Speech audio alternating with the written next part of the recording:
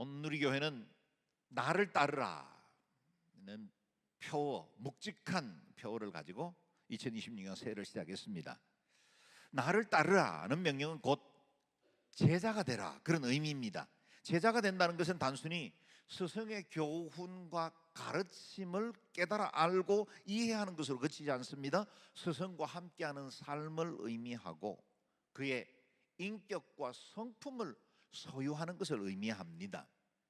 우리 주님은 단순히 세상 사람들이 존경할 만한 훌륭한 서성 희생적인 삶을 살아간 종교 지도자가 아닙니다. 그분은 만물을 창조하신 창조자이시고 온 세상의 유일한 통치자가 됩니다. 그 주님이 나를 따르라 하셨다는 것은 우리에게는 엄청난 큰 특권이라는 사실을 기억해야 합니다. 여러분, 어릴 때 우리가 초등학교 다닐 때는 선생님이 심부름만 시켜도 교무실에서 분필을 가져오라 그래도 굉장히 기쁜 마음으로 달려갔잖아요. 자신이 지명당했다는 것 때문에, 자신이 특별한 일에 참여하게 되었다는 것 때문에 기뻐하던 우리의 마음들 있지 않아요? 우리 주님께서 만왕의 왕이신 그분이신데 우리를 불러 주님의 일에 함께 하자고 초대해 주신 것, 그것은 헤아릴 수 없는 특권이고 영광스러운 일이다는 겁니다. 저와 여러분은 예수 그리스도를 구주로 믿는 순간부터 제자의 삶이 시작되었습니다. 그래서 우리는 온전한 제자로 나아가는 여정에 있습니다. 그 때문에 오늘부터 3월 말까지 12번에 걸쳐서 예수님의 12제자의 삶을 하나씩 묵상하게 될 것입니다. 그들 가운데는 주님 앞에 충성스럽게 주의 복음의 사역을 감당한 제자들도 있고, 또 실패하고 넘어지기도 하고 주님을 부인한 자들도 있었습니다. 저마다 자격이 없는 이들이었는데 주님께서 불러서 그들을 세우셨고 변화시켜 주셨고 위대한 하나님의 복음 사역의 일꾼으로 사용해 주셨습니다. 우리는 이 12번의 과정을 통해서 더욱더 주님의 온전한 제자로 변화받고 새로워지고 주님을 더욱더 닮아가는 축복의 시간이 되기를 주의 이름으로 축원합니다. 아멘. 오늘 우리는 그 첫 번째로 예수님께서 베드로를 부르는 장면을 말씀으로 읽게 되었습니다. 먼저 1절에서 3절 말씀을 다시 읽어봅니다. 시작. 예수께서 하나님의 말씀을 들으려는 사람들에게 둘러싸여 게네사렛 호숫가에 서 계셨습니다. 예수께서 보시니 배 두 척이 호숫가에 되어 있고 어부들은 배에서 내려 그물을 씻고 있었습니다. 예수께서는 그들 중 시몬의 배에 올라타 그에게 배를 무태서 조금 떼어 놓으라고 말씀하셨습니다. 그러고는 배 위에 앉아 사람들을 가르치셨습니다. 아멘. 오늘 본문의 시간적인 배경은 예수님의 공생의 초기입니다. 30세쯤 되었을 때 일이고, 지리적으로는 갈릴리 호수의 인근 마을이었을 겁니다. 아마도 벳세다겠죠.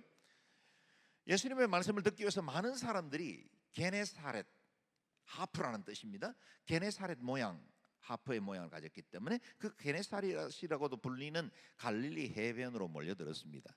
사람들은 저마다 좀 더 가까이에서 주님을 보고 하나님의 말씀을 듣고 싶어 했고, 또 그 기적의 주인공이 되고 싶어 아수라장이 된 것처럼 몰려들었습니다. 말씀이 사람들에게 잘 전달되려면 질서가 필요했습니다. 그래서 주님께서 때마침 조업을 마치고 그물을 씻고 있는 배들 가운데 시몬의 배에 오르셨고 그 배를 무태서 조금 띄워놓게 하십니다. 여러분, 이 아름다운 야외 집회 장면이 그림에 그려지십니까? 사람들은 호숫가에 앉거나 서 있고 주님은 시몬의 배를 강단으로 삼아 물 위에 앉아 하나님의 말씀을 가르치기 시작합니다. 전에 성지순례를 성도들과 함께 갔을 때 갈릴리 호수 중간에 배를 띄워놓고 그곳에서 성찬 예식을 집례한 적이 있습니다. 매월 한 번씩 치르는 성찬 예식이지만 갈릴리 물 위에서 함께하는 이 떡과자는 특별한 의미고 또 감동이고 은혜입니다. 그때의 감동스러운 기억을 되살려 오늘 말씀을 묵상해 보니 더할 나위 없는 아름다운 그림이 그려집니다. 여러분, 그날 아침에 베드로가 어떤 심정이었을지를 한번 상상해 보시죠. 베드로는 지난밤 헛수고만 반복했던 야간 조업을 끝내고 피곤으로 지친 몸으로 그물을 씻고 있었습니다. 내일 다시 물고기를 잡으려면 그물을 정비해 두어야 했던 겁니다. 그의 마음은 빨리 그물을 정리하고 집에 들어가서 쉬고 싶은 마음뿐이었을 겁니다. 우리 중에도 지난밤에 야간 근무를 마치고 제대로 쉬지 못한 채 예배당에 오는 성도들이 적지 않습니다. 누구보다 베드로의 마음을 잘 이해할 분들이죠. 그런데 예수님과 군중들이 밀려드는 바람에 베드로는 그의 생활의 리듬이 깨어지게 되었습니다. 군중들에게 떠밀리던 예수님께서 그의 배를 선택하셨고 배 위에 오르셨습니다. 그리고 배를 무태서 떼어 놓아야 했으니 베드로도 예수님이 강단처럼 사용하고 있는 그 배 곁에 아마 앉아서 주님의 말씀을 듣고 있었을 겁니다. 아마 처음에는 그리 기꺼운 마음은 아니었겠죠. 그러나 점차 베드로도 주님께서 전가하는 이 천국 복음에 매료되기 시작했고 귀 기울이기 시작하고 그 마음이 움직이기 시작했을 겁니다. 그때쯤 예수님께서 몸을 돌이켜 시몬에게 말씀하십니다. 물이 깊은 곳으로 나가 그물을 내리고 고기를 잡아라. 아마 베드로는 당황했을 겁니다. 이미 조업은 마친 상태였습니다. 그물도 씻어서 가지런히 정리해 두었죠. 다시 바다로 나가고 싶지 않았을 겁니다.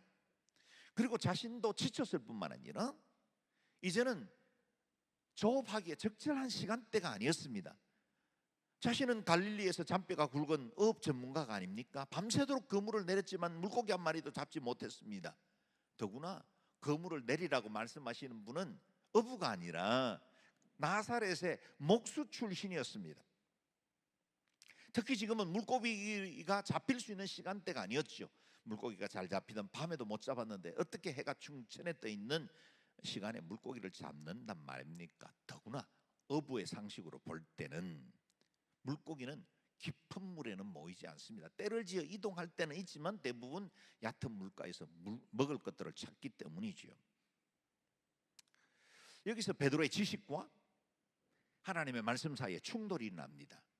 베드로가 그동안 경험했고 알고 있었던 그 조업의 상식과 깊은 곳으로 가서 그물을 내리라는 이 주님의 말씀 사이에 충돌이 일어난 것입니다. 그런데 그 충돌 속에서 베드로가 무엇을 따를지 결정해야 했고 그는 주님의 말씀을 따르기로 결정을 합니다. 여러분, 이때의 상태는 베드로는 자연인이라는 것을 기억해야 돼요. 지금 우리가 알고 있는 수제자가 된 베드로의 이야기가 아니라 자연인 상태에서 밤새도록 조업을 마치고 지쳐있는 한 자연인 어부 베드로를 보자는 거예요. 순종하는 게 쉽지 않았을 겁니다. 그런데 그가 결단합니다. 5절 말씀을 읽어보죠. 시작. 시몬이 대답했습니다. 선생님, 저희가 밤새도록 애썼지만 아무것도 잡지 못했습니다. 그러나 선생님의 말씀대로 제가 그물을 내려보겠습니다. 아멘. 시몬은 자신의 경험과 상식보다 예수님의 말씀을 따르기로 결정했습니다.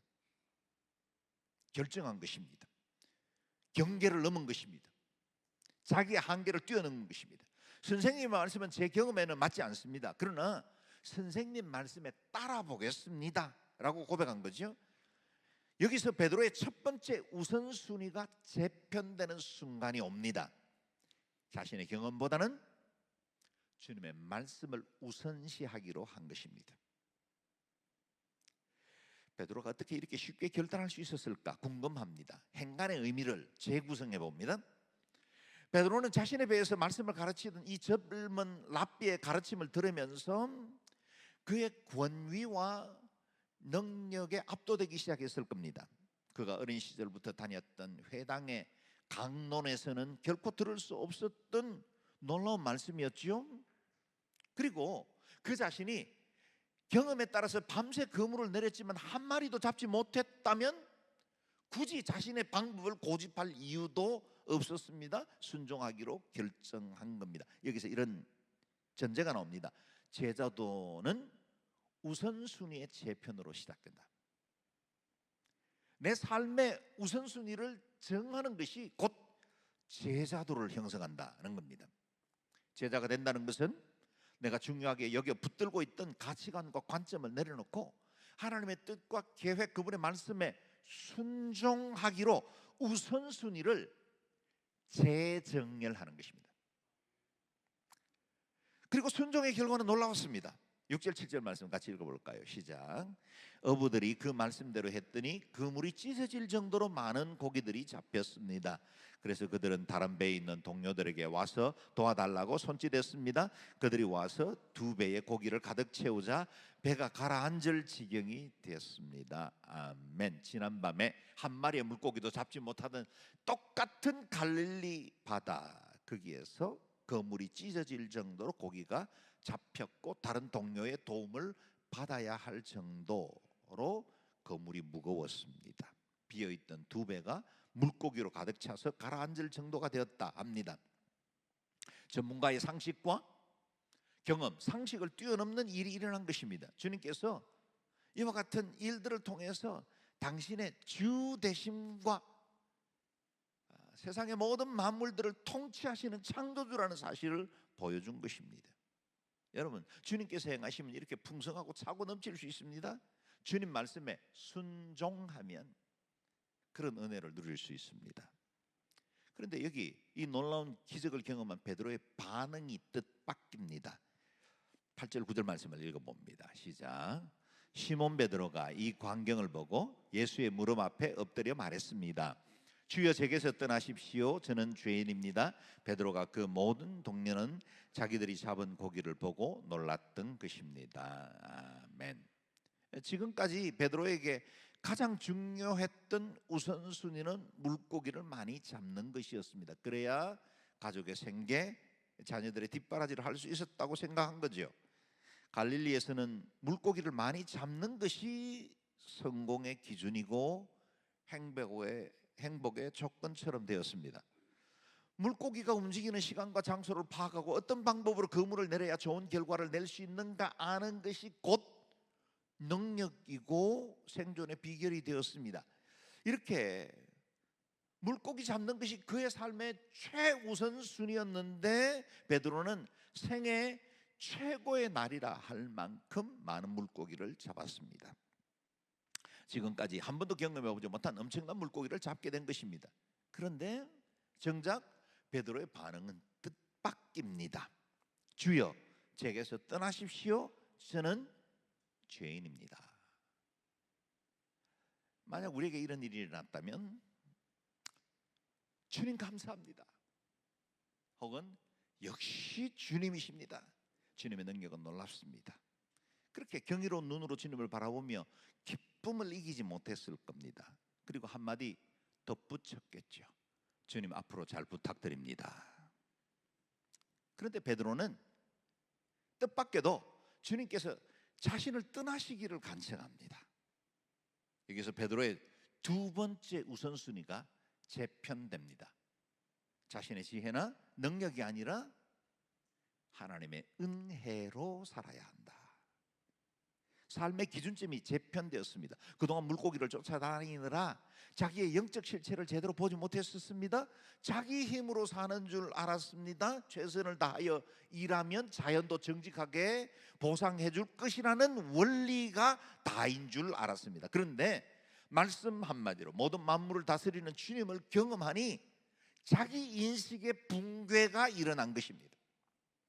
베드로는 주님 앞에 무릎 꿇고 고백하지 않을 수가 없었습니다. 저는 죄인입니다. 베드로가 무슨 큰 잘못을 해서 죄인이 되었다 그런 뜻이 아닙니다. 태생부터 존재론적으로 죄인이라는 사실을 하나님의 그 거룩하신 빛 앞에서 비로소 발견하게 되는 것입니다. 여러분, 이사야 6장에 보면 이사야가 성전에 들어갔을 때 그 예루살렘 성전에 하나님의 보좌가 있고 그 보좌에 주님의 옷자락이 성전을 드리고 있었습니다. 어떤 형태인지는 몰라요. 이사야는 적어도 그렇게 이해했고 표현한 것입니다. 주님의 옷자락이 성전을 가득 메우고 있었고 그로 인해서 그 안에 충만한 임재의 구름이 가득하게 되었습니다. 6날개를 가진 서랍 천사들이 하나님을 찬양하는 모습이 보입니다. 그들이 찬양하기를 거룩하시다 거룩하시다 거룩하시다, 만군의 여호와여 그분의 영광이 온 땅에 가득하시도다. 그때 성전 문설주 이 기초들이 흔들리고 성전은 연기로 가득 차게 됩니다. 하나님의 거룩하신 임재가 충만하게 드러났을 때 드러난 물리적인 현상이죠. 그때 이사야가 탄식하며 외칩니다. 아, 내게 재앙이 있겠구나. 내가 죽게 됐구나. 나는 입술이 더러운 사람인데, 입술이 더러운 사람들 사이에 내가 살고 있는데 내 눈이 왕이신 만군의 여호와를 보았으니. 여러분, 이게 죄인인 우리가 하나님 앞에 설 때 고백할 수 있는 최선이고 또 정직한 고백입니다. 하나님의 영광과 거룩한 임재가 드러나면 베드로도 그랬고 이사야도 그랬고 예레미야도 그랬고, 그분의 임재 앞에서는 자신의 그 실존을 죄됨으로 고백하지 않을 수가 없습니다. 그분의 의로우신 빛 앞에 우리의 의가 누더기 같은 존재라는 사실을 깨닫게 되는 것입니다. 이렇게 이 주님께서 일으켜주신 이 기적은 베드로에게 기쁨이 아니라 두려움과 경외심을 불러일으키게 되었습니다. 그 순간 베드로는 예수님을 선생님이 아니라 그의 주님, 큐리오스로 만나게 되었습니다. 베드로가 제자로 거듭나는 순간이 되었죠. 삶의 교훈과 지혜, 물고기를 많이 잡게 하고 인생의 비결을 가르쳐 주시는 분이 아니라 유일한 주권자이며 만물의 통치자 대신 나의 주님으로 만나게 된 것입니다. 사랑하는 여러분, 우리 예수님을 스승이 아니라 내 삶에 교훈을 줄 수 있는 분으로 만나는 게 아니라 나의 주님으로 만나야 진정한 제자의 길을 걸을 수 있습니다. 여기에서 세 번째 우선순위의 재편이 일어납니다. 10절에서 11절 말씀 같이 읽어봅니다. 시작. 세베대의 아들이며 시몬의 동료인 야고보와 요한도 놀랐습니다.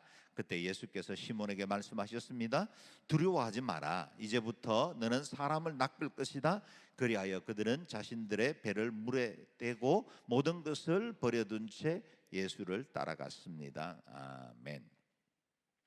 그물이 가득 담긴 물고기를 함께 끌어올렸던 야고보와 요한도 이 기적의 현장을 다 경험했습니다. 그리고 그들이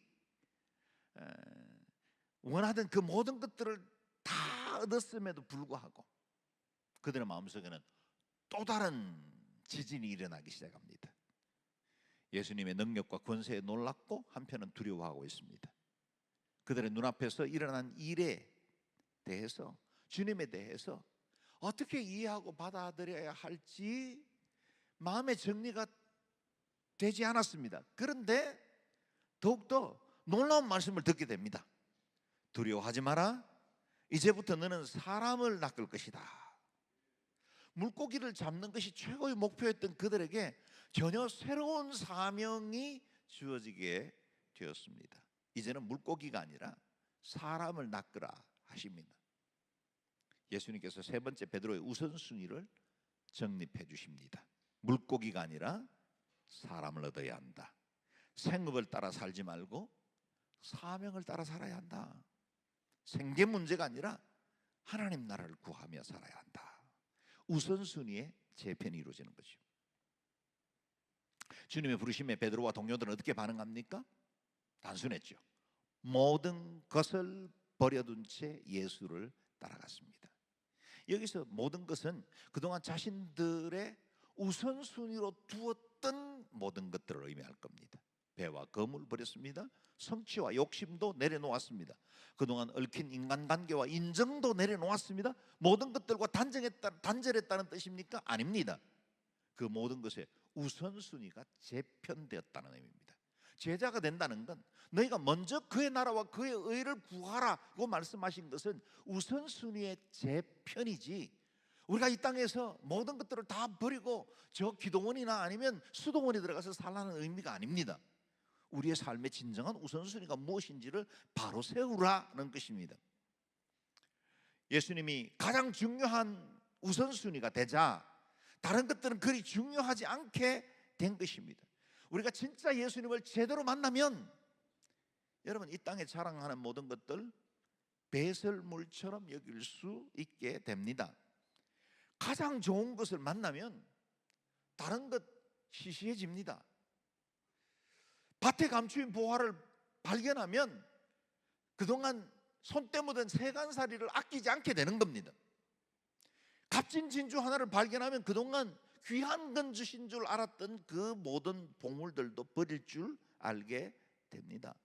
하늘 은혜로 배부르면 세상의 즐거움에 한눈 팔지 않을 수 있습니다. 내 옛사람이 진짜 그리스도와 함께 죽으면 여러분 이 땅의 욕망과 쾌락 그리고 내 안에 있는 여러 정욕들로부터 자유로움을 얻을 수 있습니다. 이게 바로 제자의 길입니다. 제자의 길입니다. 신약 성경 여러 곳에 나타난 베드로의 모습을 한번 생각해 보려고 합니다. 그는 충분한 영적 지식을 가진 때도 아니었습니다. 오늘 우리처럼 메시아에 대한 약속과 성취라는 교리적인 정립이 이루어진 것도 아니었습니다. 그도 물론 회당에 있을 때 장차 오실 메시아에 관한 말씀들을 많이 들었겠지만 그러나 그것이 오늘 우리가 알고 있는 것처럼 그리스도에 대한 이해를 가진 것은 아니었을 겁니다. 특히나 갈릴리 바다에서 첫 번째 그물을 끌어올릴 당시에 베드로는 그야말로 주님에 대해서 무지한 상태였습니다. 주님이 장차 이루실 구원과 십자가에 대해서도 알지 못했습니다. 그럼에도 불구하고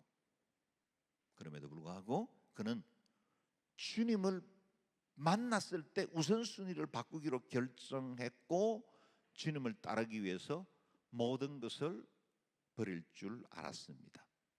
대단히 무모하고 리스크가 큰 걸음을 걷기 시작한 것입니다. 계산이 많고 생각이 많은 사람들은 제자의 길을 가기가 힘듭니다. 내 미래와 내 인생의 모든 것들을 다 따져주고 사는 사람들은 그리스도의 제자가 되기에 너무나 많은 제한이 많습니다. 그는 주님이라는 한 분을 만났을 때 나머지 모든 것을 버릴 줄 알았습니다. 또한 베드로는 완벽해서 제자가 된 것이 아닙니다. 오히려 베드로는 다듬어야 할 것이 너무 많아서 제자로 부름받은 사람이라 할 수 있겠습니다. 제가 어제 챗GPT에게 베드로는 MBTI 성격 유형 검사에 무엇일 것 같으냐라고 물었더니 ESFP 또는 ESTP의 경계일 것이라 그렇게 답이 왔습니다. 베드로는 외향적인 사람입니다. 다른 사람들은 지금 뭔가 자기 머릿속에서 생각을 하고 또 언어를 정리하고 있을 때 베드로는 이미 말해버립니다.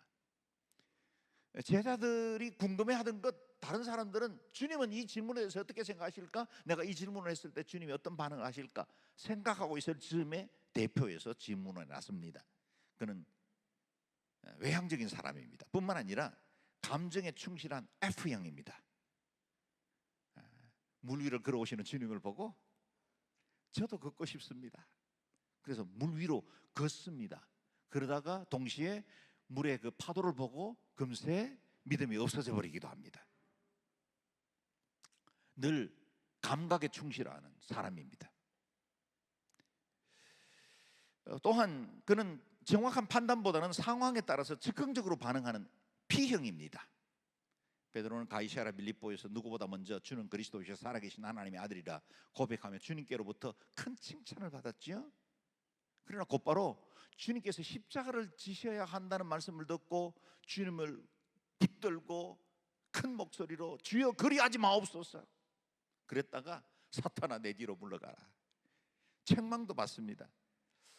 베드로의 그 다양한 기질들을 보면 우리가 가지고 있는 여러 기질들도 여전히 하나님의 나라와 복음을 위해서 쓰임받고 그 기질대로 제자가 될 수 있다는 사실을 알게 됩니다. 베드로는 결코 잘 준비된 제자가 아니었습니다. 주님은 십자가를 앞두고 땀방울이 핏방울이 되도록 진액을 쏟고 있는 그 겟세마네 기도에서 그 곁에서 졸고 있던 제자였습니다. 주님 곁에서 3년간 훈련받고 직접 가르침을 받아왔지만 자기 의를 버리지 못한 채 그동안 품에 품고 있던 칼도 버리지 못하고 그 칼을 뽑아 위기 때는 대제사장 말고의 귀를 깎아내기도 했습니다.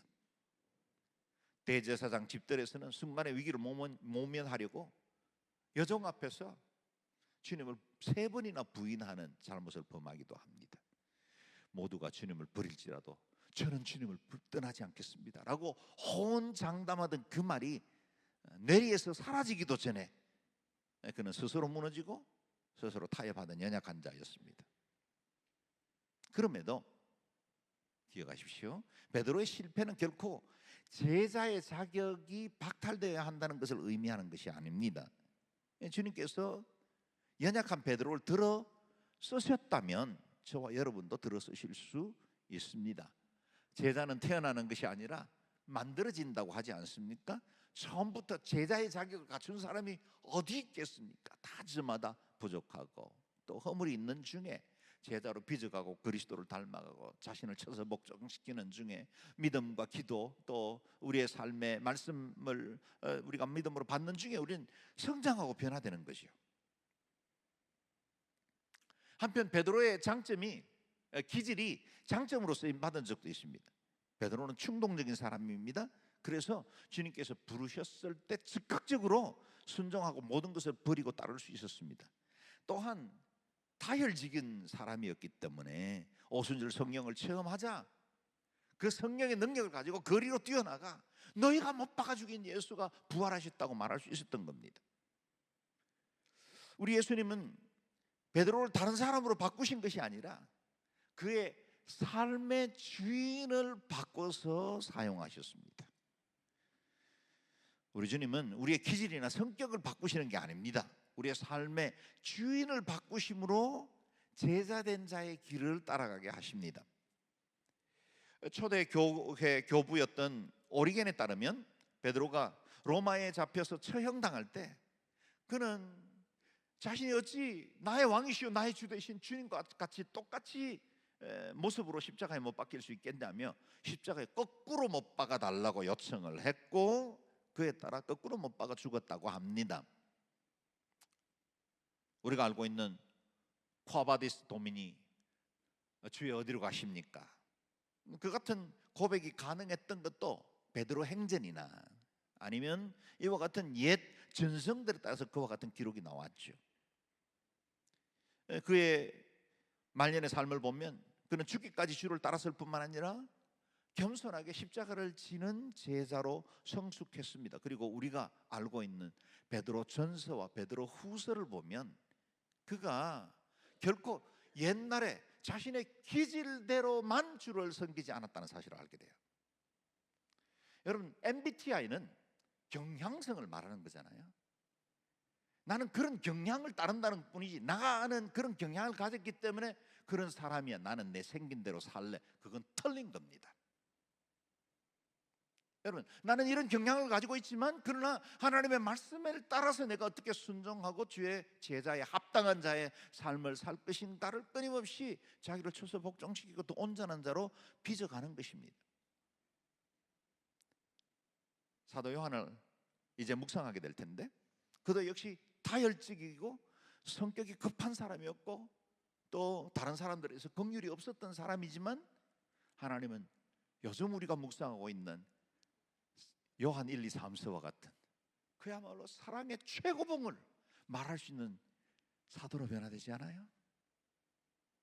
여러분 우리는 변화될 수 있습니다. 새로워질 수 있습니다. 그래서 스코틀랜드 장로교 목사였던 브루스 목사님은 베드로는 훈련되지 않는 열심이 얼마나 위험한지를 보여주는 증거이며 동시에 훈련받은 은혜가 얼마나 강력한지를 보여주는 증인이 되었다 합니다.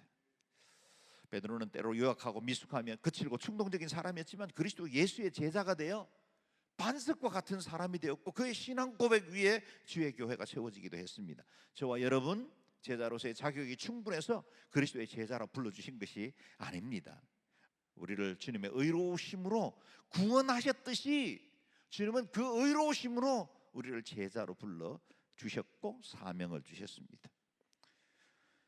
오늘도 주님은 저와 여러분이 열심히 조업하고 내 생계를 위해서 힘쓰던 내 인생의 배 위에 오르시기를 원하십니다.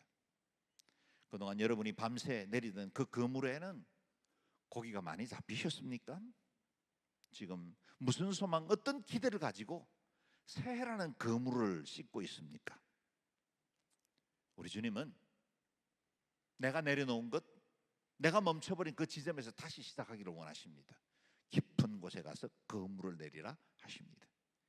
여러분 그동안 얕은 물가에서 안전하고 편안한 신앙을 추구하며 여기까지 살아왔다면 주님께서 도전하시는 그래서 내 경험과 이성으로는 맞지 않지만 하나님의 말씀에 순종해서 그 깊은 곳으로 노를 저어 나아가 보십시오. 그리고 그물을 내려보십시오.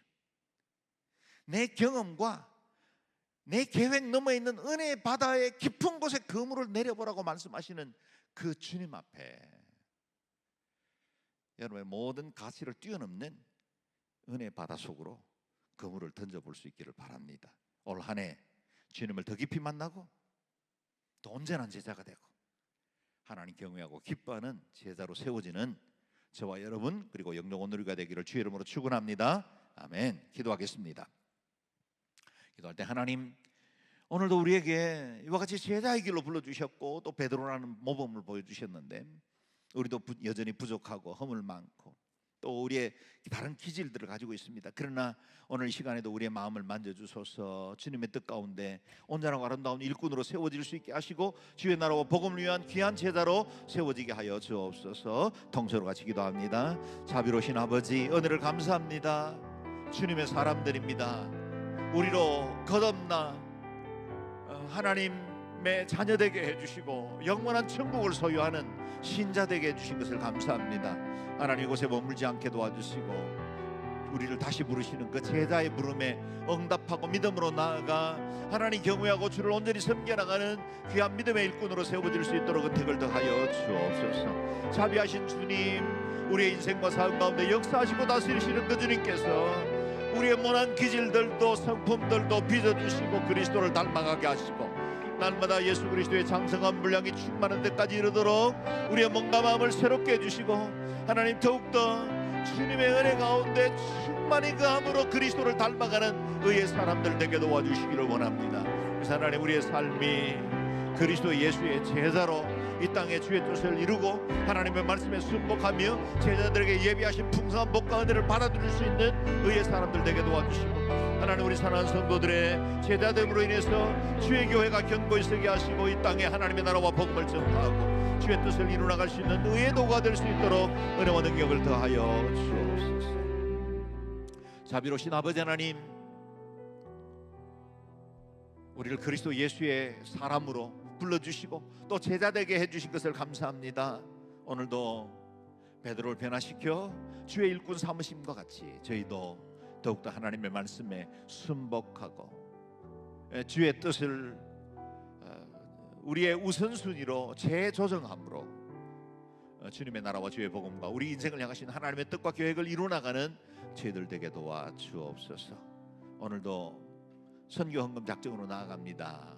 열방을 향하신 하나님의 마음을 품을 수 있도록 도와주시고 우리가 드리는 이 모든 정기적인 예물을 통해서 선교지가 살고 하나님 나라가 확장되어지고 주의 복음 전가하는 일에 쓰임받게 하여 주옵소서.